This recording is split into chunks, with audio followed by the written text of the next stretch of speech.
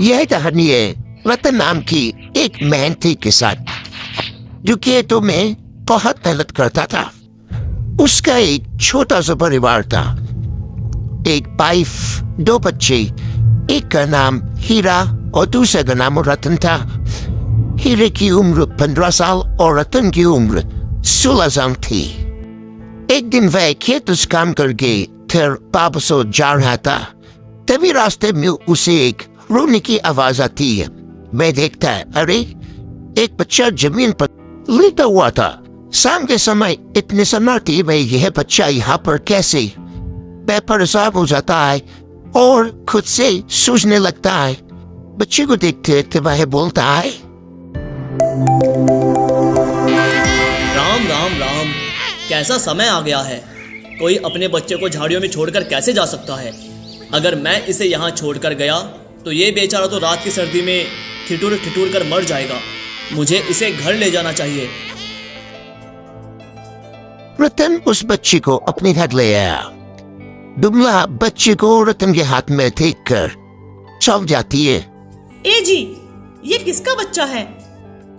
रतन ने सारी घटना बताते हुए दुबला से कहा, विमला, ये बच्चा मुझे झाड़ियों में पड़ा हुआ मिला।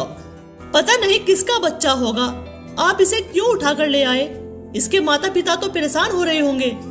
विमला, कैसी बातें कर रही हो? मुझे जहाँ ये बच्चा पड़ा हुआ मिला वहाँ दूर दूर तक कोई इंसान नहीं था।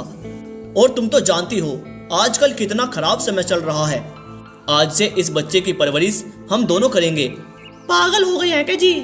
हमारे 2 और बच्चे भी हैं। हमारे खुद के ही खाने के लाले पड़े रहते हैं और ऊपर से आप इस बच्चे की परवरिश की बात कर रहे हैं। चिंता मत करो विमला, भगवान हर किसी के नसीब की रोटी देता है, इसके नसीब की भी देगा। हम इसका नाम मोहन रखेंगे। तो आप ही अपने मोहन को अपने गले से चिपटाए रखिए। मुझसे किसी भी प्रकार की उम्मीद मत रखना। मैं अपना प्यार अपने पुत्रों में ही बांटूंगी। मैं किसी दूसरे के बच्चे को अपने गले नहीं लगा सकती। समय ऐसे ही बीतने लगा। विमला मोहन को बड़ी हीन भावना से देखती और वही वह अपने दोनों बेटों को बहुत प्यार से देखभाल करती थी। ऐसे ही समय बीतता गया और 10 साल के बाद एक दिन रतन विमला से कहता है, विमला, तुम्हारा रवैया मोहन के प्रति बिल्कुल भी ठीक नहीं है। उस बेचारे को तो पता ही नहीं है कि वो बेचारा एक अनाथ है। वो जब बड़ा हो जाए तब तुम उसे बता देना। मैंने तुमसे पहले ही कह दिया था कि मुझसे किसी भी प्रकार की उम्मीद मत रखना। तुमसे तो बात करना ही बेकार है। इतना कहकर रतन गुस्से से बाहर चला गया। उसके जाते ही मोहन घर आता है और बड़ी मासूमियत से कहता है, माँ, मुझे भूख लगी है माँ। हाय, अब बस मैं तुझे खाना खिलाती रहूं। मेरे पास क्या बस यही काम रह गया? मेरी बात सुनो, खाना इतनी आसानी से नहीं मिलता, उसे कमाना पड़ता है। और यहाँ तुझे मुफ्त में तो कुछ भी नहीं मिलेगा, समझा? चल पहले घर की पूरी सफाई कर। जब घर की पूरी साफ सफाई हो जाए उसके बाद ही तुझे खाना मिलेगा। एक भी कोना छूटना नहीं चाहिए, नहीं तो खाना नहीं मिलेगा। माँ, मुझे बहुत तेज भूख लगी है। और मुझे भी माँ, खाना खिला दो ना। अरे अरे, तुम दोनों को भूख लगी है तो तुमने मुझे पहले क्यों नहीं बताया? मैंने तुम दोनों का मनपसंद खाना बनाया है और मैंने तुम दोनों के लिए देसी घी भी निकाला है। चलो मैं तुम दोनों को अपने हाथों से खाना खिलाती हूँ। ए मोहन के बच्चे, चुपचाप अपना काम खत्म कर, तभी खाना मिलेगा।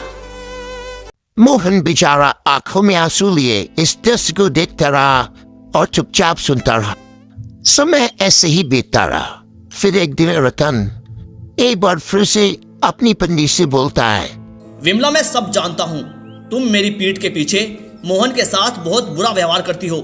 मैं तुम्हें बता दूं, ये सब तुम ठीक नहीं कर रही। क्या ठीक है और क्या गलत है ये बताने की तुम्हें मुझे कोई आवश्यकता नहीं। हमारा सहारा हमारे सगे पुत्र हीरा और बिरजू ही बनेंगे। इस अनाथ से हमें कोई सहारा नहीं मिलेगा और ये बात तुम्हें एक ना एक दिन समझ में आ जाएगी। रतन जानता था कि विमला से बहस करने का कोई फायदा नहीं है। वो और बहस ना करके घर से बाहर निकल गया। समय यूं ही बीतता गया।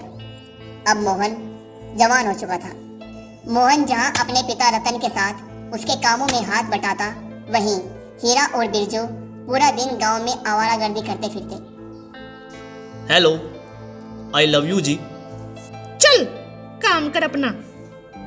विमला के लाड़ प्यार ने उन दोनों को बिगाड़ दिया था। एक दिन रतन और मोहन अपने खेत में काम कर रहे थे कि तभी गांव का मुखिया वहां आ पहुंचा और क्रोधित होकर रतन से बोला, देखो रतन, मुझे बस तुम्हारी इज्जत का ख्याल है, इसीलिए मैं तुम्हारे दोनों बेटों से कुछ नहीं कहता। आखिर क्या हुआ मुखिया जी? क्या कर दिया है मेरे बेटों ने? क्या किया है? अरे तुम देखकर भी अंधे बने हुए हो। उन्होंने मेरी एक लौती पुत्री सिमरन का जीना हराम कर रखा है। जब भी वो घर से बाहर निकलती है, तुम्हारे दोनों पुत्र उसे छेड़ने लगते हैं। मुखिया जी, उन दोनों की गलती की मैं आपसे क्षमा मांगता हूँ, उन्हें माफ कर दीजिए। रतन, मैं तुम्हारा सम्मान करता हूँ, इसी वजह से अब तक चुप था। मेरी बिटिया की शादी होने वाली है। अगर अब तुम्हारे दोनों बेटों ने मेरी बेटी को छेड़ा तो फिर मुझसे मत कुछ कहना। मैं उन दोनों का वो हाल करूंगा कि उनकी नानी याद आ जाएगी। इतना कहकर मुखिया क्रोध से पैर पटकता हुआ वहां से चला गया। शाम के समय रतन अपना काम खत्म करके मोहन के साथ जल्दी से अपने घर आ गया और गुस्से से अपनी पत्नी विमला से बोला, तुम्हारे लाड़ प्यार ने बिरजू और हीरा को बिगाड़ दिया है विमला। अब तो वो दोनों लड़कियों को भी छेड़ने लग गए हैं। आज मुखिया उन दोनों की शिकायत लेकर आया था। तुम्हें पता है, मेरा सर शर्म से नीचे झुक गया। तुम तो जब देखो मेरे बेटों के पीछे ही पड़े रहते हो और हमेशा इस निठल्ले मोहन की तारीफ करते रहते हो। अच्छा हुआ कि मुखिया तुम्हारे पास गया था शिकायत करने के लिए। मेरे पास आता तो उसकी टांगे तोड़ देती। बकवास बंद करो विमला। अपने बच्चों को डांटने की बजाय उनकी तारीफ करना बंद करो। अगर ऐसा ही हाल रहा तो वो दिन दूर नहीं जिस दिन तुम्हें खून के आंसू रोने पड़ेंगे। मुझे अपने बेटों पर पूरा भरोसा है। इतना कहकर विमला गुस्से से वहां से चली गई। तभी मोहन अपने पिता रतन से बोला, चिंता मत कीजिए पिताजी, मुझे यकीन है एक ना एक दिन मेरे दोनों भाई सुधर जाएंगे। ईश्वर करे ऐसा ही हो मोहन, नहीं तो वो दिन दूर नहीं जिस दिन ये दोनों बहुत बड़ी मुसीबत में फंस जाएंगे।